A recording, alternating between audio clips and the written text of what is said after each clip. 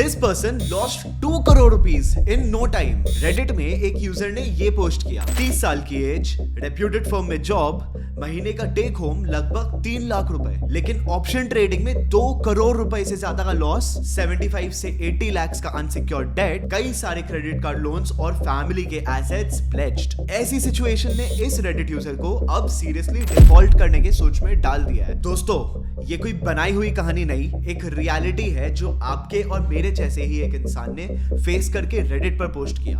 और इस पोस्ट का सबसे डेंजरस बात, इस यूजर ने जो गलतियां की वो आप भी जाने अनजाने में कर ही रहे होंगे, और कब आपके साथ भी ऐसा हो जाएगा पता ही नहीं चलेगा। इसके सारे लॉसेस और डेट कोई 2 या 3 गलत ट्रेड की वजह से नहीं हुए। लॉसेस तो सब करते हैं, इतना बड़ा पाइल खड़ा हुआ क्योंकि ये अपने फाइनेंशियल कैपेसिटी के बाहर जाकर ट्रेड कर रहा था, और बैक टू बैक लॉसेस के बाद भी रिकवरी के एक्सपेक्टेशन में और लोन लेके ट्रेड करता गया rather than cutting down on trading. और आज ये ब्लेम डाल रहा है ट्रेडिंग पर। अगर आप भी एफएनओ ट्रेडिंग या मान लीजिए कैजुअल बेटिंग ही करते हो और अपने इनकम का बहुत ही बड़ा पोर्शन आप इसमें ही यूज कर लेते हो, तो ध्यान रखिएगा, ये स्टोरी सिर्फ उसकी नहीं, कल को आपकी भी हो सकती है। मैं हूं सीए सूरज बाकलीवाल और आज का वीडियो बहुत ही अलग है। आज कोई चार्ट्स, इंडिकेटर्स या स्ट्रेटजीज की हम बात नहीं करेंगे। आज मैं इसके बियॉन्ड जाकर आपको बताऊंगा कि क्या बड़ी गलतियां हैं जो आपके पर्सनल फाइनेंस को पूरा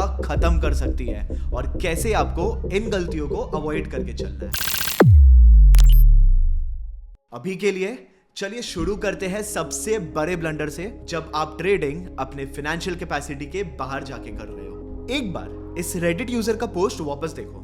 लगभग 3 लाख रुपए महीना टेक होम सैलरी होने के बाद भी ये इतने लॉसेस कर चुका है और डेट में बुरी तरह फंसा है। मतलब जिस पॉकेट का कैपेसिटी ही सारे खर्चे मिला के 3 लाख रुपया महीना हैंडल करने का था, उसने 2 करोड़ का रिस्क उठा लिया। यहाँ मैं आपसे चाहता हूं कि आप एक बार अपने लाइफ के नंबर्स को सोचो। चलो मैं आपको एक सिंपल रूल के बारे में बताता हूं कि 70-20-10 rule. 70% of income for daily expenses, 20% for investments and emergency fund, and 10% for discretionary things जैसे आउटिंग्स, शॉपिंग, हॉबीज, और अगर आप चाहो तो हाई रिस्क चीजें जैसे एफएनओ या अग्रेसिव ट्रेडिंग। मतलब अगर आप 50,000 रुपया महीना कमाते हो तो 35,000 डेली एक्सपेंसेस में खर्च होने चाहिए, 10,000 इन्वेस्टमेंट्स में और 5,000 की प्ले मनी। चलो अब एक छोटा सा एक्सरसाइज करते हैं। आप मान लो आपकी मंथली सैलरी 3 लाख रुपए की है, तो आपका मंथली मनी यूसेज कैसा रहेगा?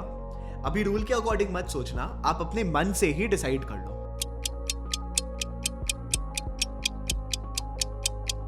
Is it different from this rule? देखो, आपका 70-20-10 थोड़ा चेंज हो सकता है डिपेंडिंग ऑन आपके लाइफ की चॉइसेस क्या है। ऐसे पर्सनल फाइनेंस रूल्स हमेशा सबके लिए सेम नहीं होते। 20 हो सकता है 40 बन जाए और 10 20 बन जाए, लेकिन ऐसा तो नहीं होगा ना कि वो प्ले मनी ही इस इनकम का सबसे बड़ा हिस्सा बन जाएगा। इस रूल के हिसाब से लगभग 30,000 रुपीज का प्ले मनी होना चाहिए, लेकिन अगर उस रेडिटर ने 2 करोड़ का नुकसान कर दिया तो इसका मतलब ये है कि वो अपने एनुअल इनकम के भी बाहर जाकर ट्रेडिंग कर रहा था। तो लर्निंग नंबर 1, ट्रेडिंग या डिस्क्रिशनरी स्पेंड्स पे इनकम का एलोकेशन छोटा रहना चाहिए अनलेस आपकी इनकम बहुत ज्यादा अच्छी हो। अब ये रेडिट यूजर ऑलरेडी इतना लॉस कर चुका है कि उसके सैलरी से रिकवरी पॉसिबल नहीं है। ऐसे सिचुएशंस में जब लॉसेस बियॉन्ड लिमिट हो जाए, तब रिकवरी का होप नहीं रख के वेल्थ को नॉर्मली रीबिल्ड करने में फोकस करना चाहिए। लेकिन यहीं पर इसने एक और बहुत बड़ा मिस्टेक कर दिया, बोरोइंग टू रिकवर लॉसेस।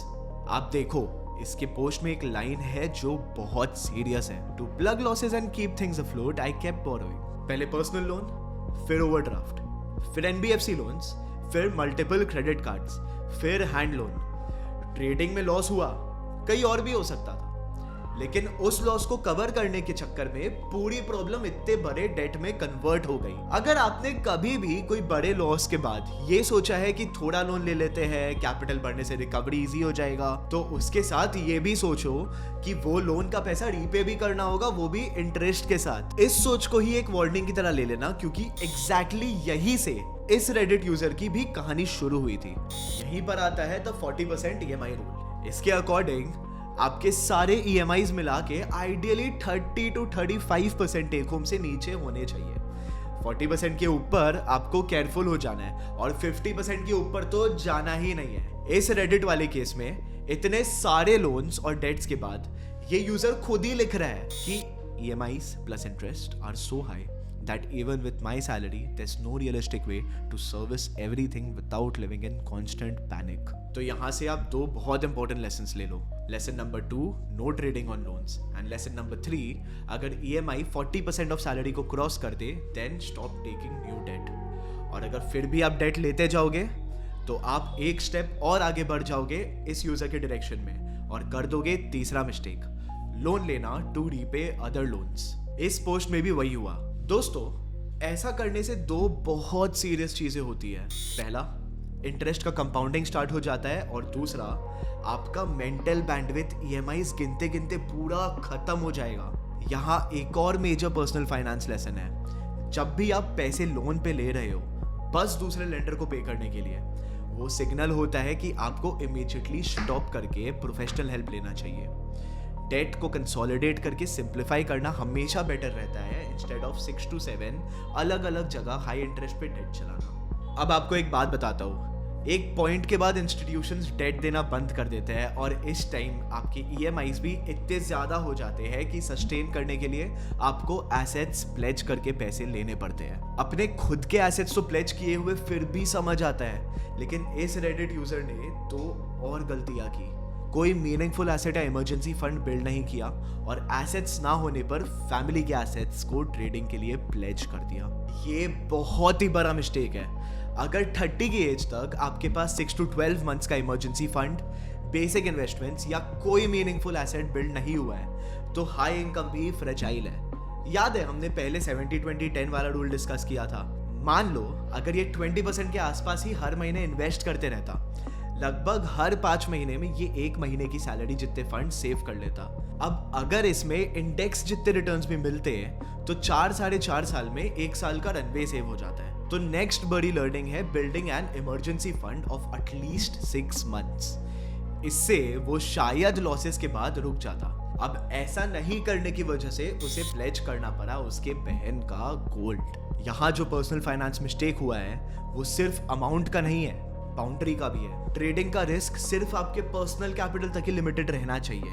जैसे ही आप पेरेंट्स की FD, भाई बहन का गोल्ड या फैमिली प्रॉपर्टी के अगेंस्ट लोन लेके ट्रेडिंग करते हो, आपका रिस्क आपके फैमिली तक एक्सटेंड हो जाता है. ये एक बहुत इंपॉर्टेंट पर्सनल फाइनेंस लेसन है कि फ्रेंड्स, फैमिली या फैमिली एसेट से स्पेक्यूलेटिव ट्रेडिंग अवॉइड करना चाहिए. घर की सिक्योरिटी किसी भी ट्रेड से ज्यादा इंपॉर्टेंट होती है. अब अगर आप ध्यान से देखो तो ये पांचों ब्लंडर्स एक साथ एक ही चीज बोल रहे हैं. ट्रेडिंग का रिस्क पर्सनल फाइनेंस की बाउंड्री के बाहर निकल गया और ये बाउंड्री के इतना बाहर निकल गया कि ये डिफॉल्ट करना कंसिडर कर रहा है. और इसके मन में कुछ ऐसे क्वेश्चंस आ रहे हैं, जॉब कैसे अफेक्ट होती है, फैमिली पर क्या इंप्लीकेशंस आ सकती है, डिफॉल्ट करने से क्या होगा.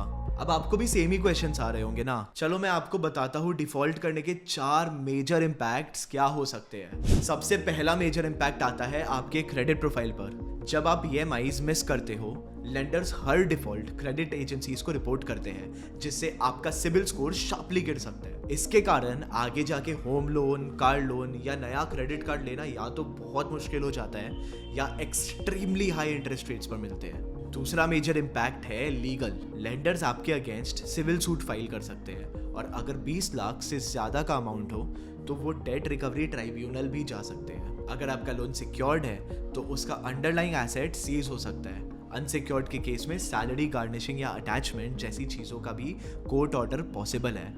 इसका मतलब जो उस आदमी ने पूछा था कि सैलरी अटैचमेंट रिस्क रियल है या नहीं, तो हाँ वो रियल रिस्क है. तीसरा मेजर इम्पैक्ट आता है डेली लाइफ और करियर पर. फ्यूचर में घर या गाड़ी लेने के लिए लोन चाहिए होता है. वहां पे आपकी क्रेडिट हिस्ट्री बार बार सामने आएगी. और बस एसेट्स खरीदने में ही नहीं, कुछ सेक्टर्स स्पेशली फाइनेंस, बैंकिंग या फिनटेक बैकग्राउंड चेक्स में क्रेडिट रिपोर्ट भी देखते हैं. तो बहुत एक्सट्रीम केस में करियर अपॉर्चुनिटीज नैरो हो सकती है. और जहां ऑलरेडी ये सब इम्प्लीकेशंस तो है ही, एक इम्पैक्ट जो बहुत लोग इग्नोर कर देते हैं वो है इमोशनल कॉस्ट.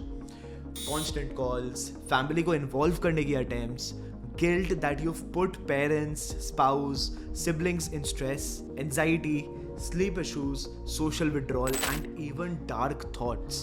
ये सब रियल साइड इफेक्ट्स हैं जो बहुत लोग चुपचाप सहते तो है, लेकिन आपके ओवरऑल लॉन्ग टर्म वेलबींग के लिए बहुत ही खराब है. इसलिए डिफॉल्ट करना या नहीं करना बस फाइनेंशियल नहीं, मेंटल हेल्थ का भी क्वेश्चन है। तो इस सिचुएशन से निकलने का कोई और तरीका क्या हो सकता है? कुछ सिचुएशंस में सेटलमेंट या रीस्ट्रक्चरिंग ही रियलिस्टिक पाथ बचता है। इसलिए सबसे पहले नेगोशिएट, स्ट्रक्चर एंड प्रायोरिटाइज। सबसे हाई इंटरेस्ट वाले लोन को, यानी इस केस में 4% मंथली इंटरेस्ट वाला हैंड लोन को पहले क्लियर करने का प्लान करो। अगर पॉसिबल हो तो उसका रीस्ट्रक्चरिंग या लोअर अमाउंट पर सेटलमेंट डिस्कस करो। ये पूरा वीडियो एक अनोनिमस रेडिट पोस्ट से शुरू हुआ, लेकिन ऑनेस्टली ये पैटर्न अनोनिमस नहीं है। Trading beyond the pocket permits, taking loans to pay off loans, EMIs भर जाना, फ्रेंड्स या फैमिली के पैसों से ट्रेड करना, ये सारी चीज़ें आपके लाइफ में बहुत छोटे स्केल पे आज शायद ऑलरेडी चल रहा होगा और आपको लग रहा होगा कि कुछ खास सीरियस सिचुएशन नहीं है, लेकिन ये कब सीरियस बन जाता है आपको पता भी नहीं चलता है। आज मैं आपसे बस एक चीज़ चाहूँगा। फर्स्ट, अपने आप से ऑनेस्टली पूछो कि क्या मैं आज इन रूल्स में से कोई भी रूल ब्रेक कर रहा हूँ, और अगर हाँ तो प्लीज़ एक अर्ली वार्निंग की तरह उसे ट्रीट कर लो। ट्रेडिंग पावरफुल है, लेकिन अगर रिस्क आपके घर, रिलेशंस और मेंटल हेल्थ तक पहुंच जा रहा है तो ये वेल्थ क्रिएशन नहीं, सेल्फ डिस्ट्रक्शन हो जाता है। अगर आप चाहते हो कि हम ऐसी और भी रियल लाइफ केस स्टडीज़ को पर्सनल फाइनेंस लेंस से ब्रेक डाउन करें तो कमेंट्स में ज़रूर लिखना। मैं हूँ CA सूरज वाकलीवाल। अगर आप करेंटली डेड स्ट्रेस में हो, प्लीज़ किसी ट्रस्टेड प्रोफेशनल या हेल्पलाइन से बात करना। ये बैटल अकेले लड़ने की ज़रूरत नहीं है। मिलते हैं नेक्स्ट वीडियो में।